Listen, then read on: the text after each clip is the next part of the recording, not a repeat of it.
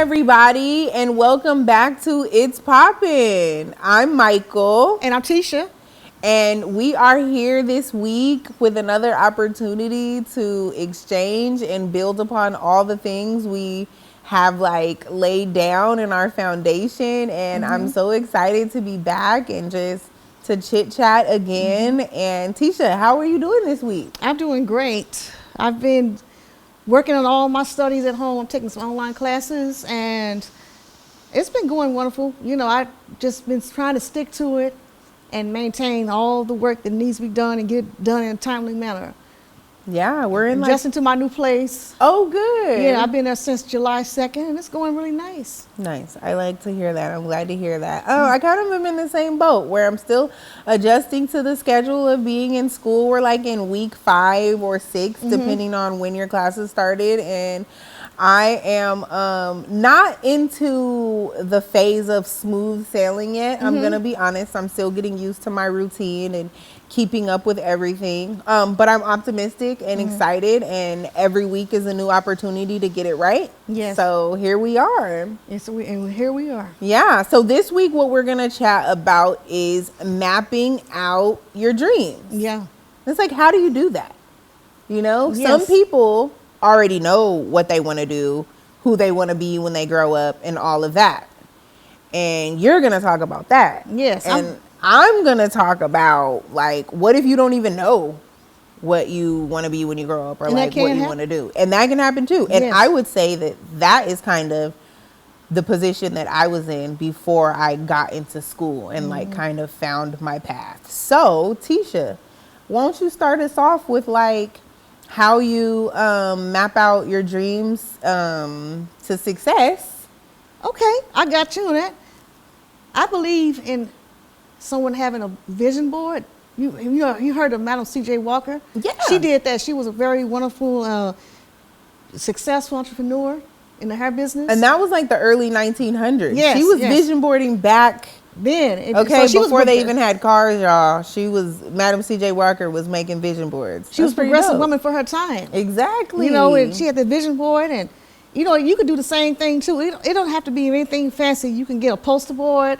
You can gather up some pictures out of a magazine, or you can draw on it, put stickers, decorate it however you like. Yeah. You know, think about some places that you may want to go visit, a job that you may like to do one day.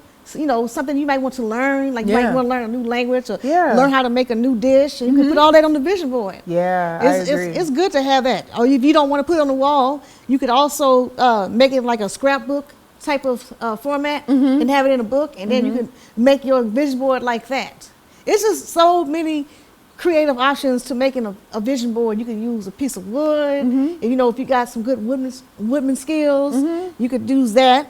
Or if you're good in art, you can paint something.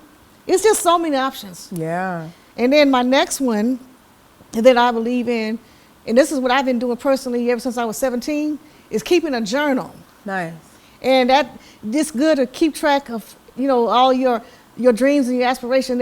It was a wise guy that told me, and I don't mean wise guy like that. His name is Nathaniel. He works here. And he said to begin with the ending first. Okay. And I figured that's some good words to live by, you know. I like that. You know, if you start with the end, you get an idea of what you're trying to achieve. Right. You know, and I believe in that very strongly. And I think if you look at, you know, how you feel right now, and then you read it later on, you will see how much change you've made in 10 years, 5 years. So if I'm hearing that right, what you're saying is like you can begin by retracing your steps. Yes. That's pretty cool. You can learn from your mistakes. Your old you or your present, you can tell your new you or your future you a lot of things. And I think it's good to record all of that. Because sometimes, you know, as humans, we forget things. Yeah. And so it's good to keep track of that and to put it into a journal. Okay. You know, and I believe in that strongly. And, you know, you can also, another way you can go about doing that is to put some money on the side. You know, you can start up an account. You can call it whatever you want to, vacation account. You can call it my vision accounts, or you can just say mapping out my dreams, whatever you want to call it. I have a savings account, and the name of it is just the house emoji. See, that's a good idea. Yeah, because it's like saving for my forever home with my sons. Yeah, because you told me earlier that you have a house that you have in mind that you want to achieve in owning one day. Yes. So that's something that you should put on your vision board. Yeah. And of course, have the money saved up for it as well. Yeah. And that reminds me, what my next item is having a bucket list. It can be as long as you want it, short as you want it. You can put whatever you like on it. It could be something that you want to buy. Some people, they put some wild things on there, like jumping out of a plane, or maybe swimming with the dolphins. Okay. You know, I don't think I'm doing either of those, but. Well, humor me. What are a couple of things that are on your bucket list? Well, I would like to go up in a balloon, like a hot air balloon. Oh my gosh, you can do that in Napa. Yeah, I would do that. That's as far as I'm going with the wild part. Okay, all right. Okay, Now tell me something tame from your bucket list. I would say learn another language. That's really cool. I like that. I would like to learn another language. I don't have a real long list right now, but that's two things. Yeah, no, those are two strong places to like start, or at least to build upon. And I would love to travel. Yeah. That's one of the things I've always wanted to do. I want to go somewhere, go to Europe, go to Mexico, go to Jamaica, go places that I never heard of. As long as they're safe. Yeah. As long as it's safe. Yeah. I just want to do that. I would also like to visit the country that my father was from. He was from Belize. I would like to visit there one day. So that would be on my bucket list as well. Yeah. And this leads me to my last item, and that is to have something that represents your inspiration, something that you dream about. Like when my mother was alive, she always wanted to move to Florida. So she wore a keychain around her neck that said Florida on it. So that was her vision. Because I think if you believe in something enough, it can happen. Like that house that you want. Yes. You should go to the internet, print out a picture of that house, put it on your vision board. Yeah. And that you'll make it come to life. Yes. I agree. Yeah, so that was her dream, and I have other dreams that I want to achieve, but I think I would love to make a vision board for myself because I'm already doing the journaling. Yeah. And have you done any of these before? Have you done a bucket list or anything? Yes, I have a bucket list. It's very, very long. It's extensive. I also have done vision boarding before. I have on and off kept a journal. The last thing that you said, like a representation of like what you want your dreams to be. In my family, we call those like favors or tokens. Yes. And so I have a lot of those like all over my house, and I keep little stuff in my purse, like fortunes. Like good fortunes and stuff that I liked when I went out to eat, and they were in my fortune cookies. So I keep stuff like that all the time. And then, what was the first thing that you said? Oh, the first thing I said was a vision board. That was the first item. Oh yeah. So yes. I think I pretty much utilize all the things that you shared. Yeah, there's a lot of good things you can use for the items. You can use a paperweight. What's the other thing I'm thinking of with the water in it? I guess that could be a paperweight. With the water in it? Yeah, I don't know. Where is my memory at today? You know, the one that when you have the water in it, it has some type of, maybe like a castle inside or... Oh, like a snow globe or something. Yeah, like a snow globe. Yeah. Excuse me, I am so sorry. The dictionary is not my friend sometimes. But that's what I meant. Yes. Yeah, so yes, that would be a good item to have because you can probably find a country that you want to go visit one day. Yeah. And you can find, courtesy of Amazon, you can find anything on there. No, you're right. There's a lot of things you can use. Yes. For that. And you have some items that you wanted to add to as well, I believe. Yes, I do. So I want to talk to the person that doesn't know what they want to do yet. I want to talk to the people that don't know who they are yet and are trying to figure that out because I think like coming up, I struggled with that. Like my identity for a long time has been a mom. and I became a mom at 19, which isn't super, super young, but it's also not super, super old yet either. And so It's in between, like, yeah. And so a lot of my time spent in my early 20s was like just being a parent, just trying to navigate that and figure that out and get good at that. So when I decided that I wanted to go to school seriously, like it really took a lot of soul searching to like figure out like who I am, what I'm doing. And a lot of what helped me do that is creating a grounding practice. Like getting to know myself, like my heart, myself mentally, myself physically, came a lot from like getting grounded and centering myself. And so there are a lot of different ways that you can become grounded and centered. Like meditation, exercise. Some people go to church.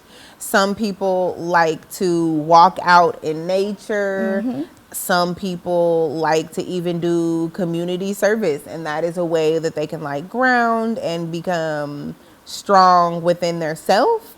And I really suggest like getting to know who you are, so then you can like know where your future self is going, like almost like how you were talking before, like to be able to project to your future self. And so I think a great deal of the work comes from knowing who you are. Which ones have you used that worked for you that you had success rate with? Meditation, like journaling, working out, yoga, even cooking, like trying new things that scared me also helped me get to know who I am, and I become grounded really fast. Like even starting school, was and creating a routine was a grounding practice for me. Like, okay, I wake up, I take my kids to school, and then from 9 o'clock to 12, I do my work or I read, and then I take a break, and then I go pick up the kids, just like inserting what was going to help me get to figuring out what my goal was, like supports my goal overall, even if I don't know what that goal is or like what I aspire to be. So I'm glad you mentioned those, because I love to go on nature walks. When I used to walk a lot, and I found that if I had a problem or something was bothering me, when I get done with that walk, I would feel renewed. Yeah, it melts away. Yes. And then also at the same time, you're like fighting anxiety, fighting depression. So moving your body or like being still within your body really can help you identify who you want to be.